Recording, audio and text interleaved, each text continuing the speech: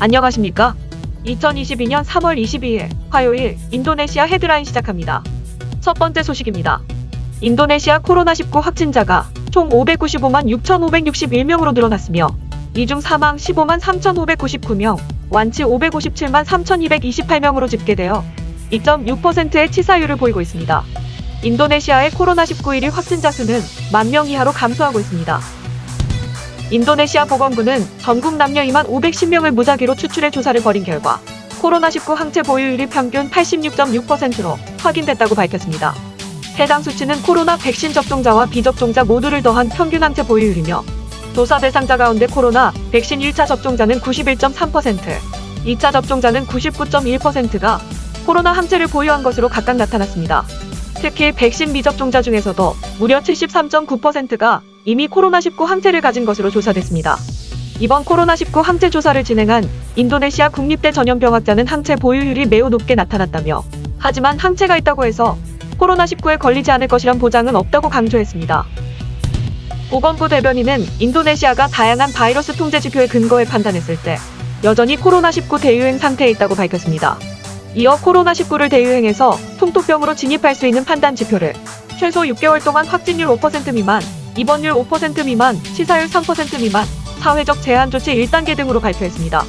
대변인은 현재 인도네시아가 코로나19 정책과 통제 조치의 완화에 따라 대유행해서 풍토병으로 진입하는 과정에 있지만 정부는 성급하게 풍토병으로 전환하지는 않을 것이라고 덧붙였습니다.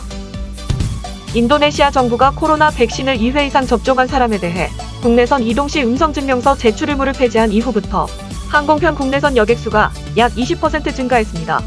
국영공항 운영사에 의하면 동부 지역의 15개 공항의 여객수는 규제가 완화된 일주일간 약 76만 명을 기록, 직전 일주일에 비해 21% 증가했으며 항공기 발착수는 9% 증가한 7,208회였다고 전했습니다. 가장 증가폭이 큰 공항은 족자카르타 국제공항으로 33% 증가하여 2,197명이 이용했습니다. 이어 동부 누사 뜬가라주와 발리 국제공항이 모두 29% 증가했습니다. 특히 격리 없는 입국이 허용된 발리섬에는 국영 가루다 인도네시아 항공 등 7개사가 국제선 5개 노선에 정기 항공편 운항을 재개했으며 지난 14일까지 8,770명이 방문하였습니다. 잇따라 방역 조치를 풀던 유럽에서 코로나 확진자가 다시 늘어나고 있습니다. 지난달 말까지만 해도 하루 3만 명 정도에 그쳤던 영국의 최근 확진자 수는 하루 7에서 8만 명대로 급증했으며 독일은 하루 감염자가 25만 명씩 속출하여 재유행 기조가 뚜렷하게 나타나고 있습니다. 프랑스와 스위스, 이탈리아, 네덜란드도 각각 하루 18만, 2만, 8만, 5만 명을 넘나들며 감염자가 다시 늘기 시작했습니다. 이 같은 재유행의 원인으로는 유럽 국가들이 취한 대대적인 방역 완화 조치와 함께 오미크론의 하위 계통 변이 BA, 이 유행이 꼽히고 있습니다. BA.2는 유전자 증폭 검사를 통한 오미크론 검출을 회피한다는 점에서 스텔스 오미크론이란 별칭으로 더 유명합니다. 덴마크에서는 이미 BA.2가 오미크론을 넘어 우세종이 됐는데 덴마크 전문가들은 BA.2의 전염력이 기존 오미크론보다 1.5배 높다고 보고했습니다. 또한 독일에서는 신규 확진자의 절반 이상이, 미국에서는 11%가량이 BA.2 감염자로 분류되고 있습니다. 현재 각국 공중보건 당국자들과 세계보건기구 등 전문가들은 BA.2를 면밀히 모니터링하고 있습니다. 한편 영국 보건당국은 BA.2에 대해 아직 우려할 수준은 아니라는 입장을 밝혔습니다. 이는 지난 한 주간 총 44만 4,201명이 확진돼 전주 대비 48.1% 늘었지만 이번 환자 수는 전주 대비 19% 증가하는 데 그쳐 치명률이 증가한 건 아니기 때문이라고 설명했습니다. 다만 시간이 경과하면서 백신 효과가 떨어진다는 게 우려되며 영국 보건당국이 BA.1과 BA.2의 백신 효과를 분석한 결과 감염 직후에는 약 77%의 중증 예방 효과를 보였지만 시간이 지나면서 효과가 감소하는 것으로 나타났습니다. 다음 소식입니다. 박병석 국회의장이 인도네시아 발리에서 열리는 국제의회연맹 총회 참석 및 인도네시아를 공식 방문한다고 밝혔습니다. 국제의회연맹 총회는 3월 20일에서 22일까지 개최되며 이 회의에서 박 의장은 탄소 배출 제로 달성을 위한 각국 의회의 기후 행동을 위한 우리나라 국회의 노력을 알리고 기후변화 대응 세계 평화 촉진 및 방역과 자유의 조화 등 현안에 대해 의회 차원의 공동 대응 방안을 모색합니다. 또한 31개국 의장, 13개국 부의장 및 66개국 의원단 등 총 110개국의 세계의회 지도자들이 참석하는 이번 총회 기간 중 박 의장은 인도네시아 하원의장을 비롯해 세계의회 지도자와 연쇄양자 회담을 갖고 특히 조코의 대통령과 별도로 만나 양국 간 협력 방안을 논의합니다. 무엇보다 동남아시아 국가 중 유일한 특별 전략적 동반자 관계인 인도네시아와의 협력을 강화하고 전기차 배터리 등 미래산업 협력을 도모하며 정권 교체기의 경제안보 환경 분야 지속 협력을 위한 국익 차원의 의회 남밤 회교를 연속성 있게 추진해 각국과의 협력 기반을 강화할 계획입니다. 아울러 인도네시아 하원 의장과의 면담에서 수도 이전을 추진 중인 인도네시아의 행정수도 건설 경험을 공유할 예정이며 인도네시아와 추진 중인 차세대 전투기 공동개발 사업이 원활히 진행될 수 있도록 관심을 요청할 계획입니다. 다음 소식입니다. 지난 16일 현대자동차는 버카시 델타마스 공단 내 위치한 인도네시아 공장에서 준공식을 개최했습니다. 이날 행사에는 조코위 대통령과 정의선 현대차 그룹 회장을 비롯해 인도네시아 정부 관계자, 현대차 임직원 등 약 100명이 참석했습니다. 조코위 대통령은 현대차 인도네시아 공장 준공 및 인도네시아에서 처음으로 생산되는 전기차인 아이오닉5의 양산을 축하한다며 아이오닉5는 인도네시아 전기차 발전의 중요한 이정표가 될 것이라고 말했습니다. 정의선 회장은 인도네시아는 현대차 미래 모빌리티 전략의 핵심 거점이라며 현대차 공장은 인도네시아 미래 산업의 중요한 축을 담당하게 돼 전기자동차 분야에서 핵심적인 역할을 수행할 것이라고 강조했습니다.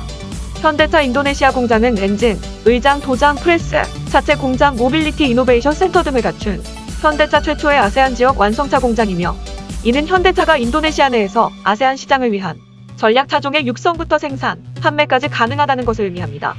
총 면적은 77만 7천 스퀘어미터이며 올해 말까지 15만 대, 향후 25만 대 규모의 연간 생산 능력을 갖출 예정이며 총 투자비는 제품 개발 및 공장 운영비 포함 약 15억 5천만 달러 규모입니다. 한편 인도네시아를 포함한 태국, 말레이시아, 필리핀, 베트남 등 아세안 주요 5개국의 자동차 시장은 2025년 약 358만 대에 이를 것으로 예상되고 있습니다. 다음 소식입니다. 경제조정부 장관은 인도네시아가 아세안 전체 디지털 경제의 40%에 해당하는 700억 달러에 달하는 규모를 달성하였다고 밝혔습니다. 이는 아세안에서 가장 높은 디지털 경제 가치를 보유하고 있는 것이며 특히 2025년까지 1,460억 달러 규모로 지속 성장할 것으로 예측되고 있습니다. 경제조정부 장관은 인도네시아의 마이크로 중소기업이 디지털 리터러시화를 가속화함에 있어 인도네시아의 디지털 경제 잠재력을 극대화해야 하며 이를 위해서 2030년까지 900만 명의 디지털 전문가가 필요하다고 밝혔습니다. 이어 디지털 경제 잠재력을 성공적으로 활용하여 더 많은 기업가들이 배출되어야 하고 이를 통해 더 많은 일자리 창출 및 중산층의 성장을 도모할 수 있다고 덧붙였습니다. 한편 인도네시아의 기업가 비율은 여전히 낮은 수준으로 전체 인구의 3.47% 수준에 머물고 있습니다. 다음 소식입니다. 지난 1월부터 식용유 파동으로 파묘 수출을 규제했던 인도네시아 정부가 내수시장 공급 의무와 가격 상한제를 폐기하고 수출세를 인상하는 방식으로 선회했습니다. 현지 언론 등에 따르면 무역부 장관은 파묘 수출업자에게 지난 1월부터 부과한 내수시장 공급 의무를 즉각 철폐키로 했다며 더 이상 수출 허가를 받을 필요가 없다고 밝혔습니다. 세계 최대 파묘 생산국인 인도네시아는 지난해 파묘 국제가격 급등으로 생산업자들이 수출에 집중하는 바람에 올해 초 내수시장의 식용유 가격이 40% 이상 급등하고 품귀 현상을 겪었습니다. 이에 인도네시아 정부는 1월부터 파묘 수출을 6개월간 허가제로 전환하고 예정 수출 물량의 20%를 내수시장에 우선 공급하도록 하는 의무와 가격 상한제를 잇따라 도입하였고 이어 파묘 수출업자의 내수 공급 의무 비율을 30%로 증가시켰습니다. 하지만 이딴 정책에도 식용유 품귀 현상이 심해지자 규제가 공급을 더 가로막는다는 비판이 나왔습니다. 이에 무역부 장관은 수출 규제를 철폐하는 대신 파묘의 톤당 수출세와 수출부담금 상한선을 기존 375달러에서 675달러로 80% 올려 수출업자들에게 선택권을 주되 수출세와 부담금을 대폭 올려 내수시장으로 눈을 돌리게 하겠다는 것입니다. 인도네시아 파묘협회는 수출 규제 철폐를 환영한다며 수출세와 부담금 인상에 대한 정부의 세부 공지를 기다린다는 입장을 밝혔습니다. 한편 파묘 가격은 2018년 말 톤당 500달러대에서 지난해 1300달러가 넘는 등 3배 가까이 올랐으며 특히 우크라이나 사태로 인도네시아의 파묘 기준 가격은 톤당 1432달러를 기록했습니다. 다음 소식입니다. 라마단이 한 달도 남지 않은 시점에서 많은 기본 상품의 가격이 계속 오르고 있습니다. 식용유를 포함하여 나위고추, 적양파, 계란, 마늘, 닭고기 등의 가격들이 지난 몇 주 동안 급등하였습니다. 가장 많은 가격 인상을 보인 품목은 나위고추로 킬로그램당 10,000루피아에서 70,000루피아로 인상되었으며 적양파도 킬로그램당 30,000루피아에서 40,000루피아 수준으로 상승하였습니다. 닭고기 또한 킬로그램당 10,000에서 20,000루피아 수준이 인상되었습니다. 이번 가격 급등은 악천후로 인한 농작물 수확 부진과 농민들의 공급 감소로 인한 것으로 파악하고 있으며 가격 상승은 라마단 기간과 르바란 이전에도 계속될 것으로 예상되고 있습니다. 이에 스리물란이 재무부 장관은 코로나 취약계층 지원을 위한 복지 예산 가운데 154조 루피아를 식품 가격 안정에 투입할 것이라고 발표했습니다.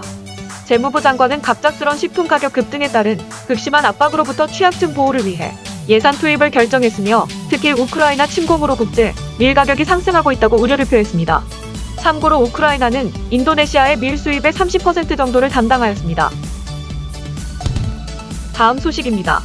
현재 언론 등에 따르면 파푸아주 야후키모에서 인도네시아 정부의 행정구역 개편에 반대하는 수백 명이 시위를 했습니다.